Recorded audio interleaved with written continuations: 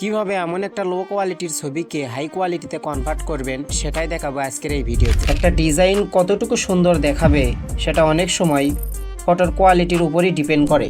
অনেকেই image enhance করার জন্য বিভিন্ন সফটওয়্যার বা ওয়েবসাইট ব্যবহার করেন, তবে অনেক সময় সেগুলো থেকে কিন্তু ভালো আউটপুট পাওয়া যায় না। আজকের এই ভিডিওতে আমি দেখাবো আমার সবচেয়ে পছন্দের দুইটা পদ্ধতি, যার একটা সম্পূর্ণ ফ্রি অ্যাপ ব্যবহার করে আর একটা এআই প্রম্পট দিয়ে।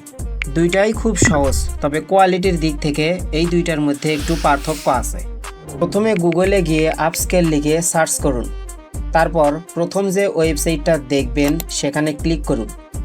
ডাউনলোড বাটন থেকে সফটওয়্যারটা ডাউনলোড করে ইনস্টল করে নিন। ইনস্টল হয়ে গেলে এবার সফটওয়্যারটি ওপেন করে ফেলুন। এরপর এখানে ক্লিক করে যে ইমেজটা এনহ্যান্স করতে চান সেটা আপলোড করুন। এরপর এখান থেকে একটা ফোল্ডার সিলেক্ট করে দিন যেখানে আপনার এনহ্যান্স ইমেজ সেভ হবে। সবশেষে আপস্কেল বাটনে ক্লিক করলেই কয়েক সেকেন্ডের মধ্যেই ইমেজ এনহ্যান্স হয়ে যাবে আর অটোমেটিক্যালি আপনার সিলেক্ট করা ফোল্ডারে সেভ হয়ে যাবে। এটা ছিল সম্পূর্ণ একটা ফ্রি পদ্ধতি, তবে আপনি যদি আরও প্রফেশনাল রেজাল্ট চান তাহলে আমি রেকমেন্ড করব এআই প্রম্পট ব্যবহার করতে।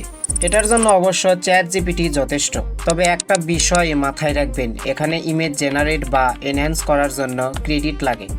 ফ্রি অ্যাকাউন্টে প্রতিদিন সীমিত সংখ্যক ইমেজ এনহ্যান্স করতে পারবে। যাই হোক, এখানে আপনার লো কোয়ালিটির ইমেজটি আপলোড করুন, এরপর এই সিক্রেট প্রম্পটটি পেস্ট করুন।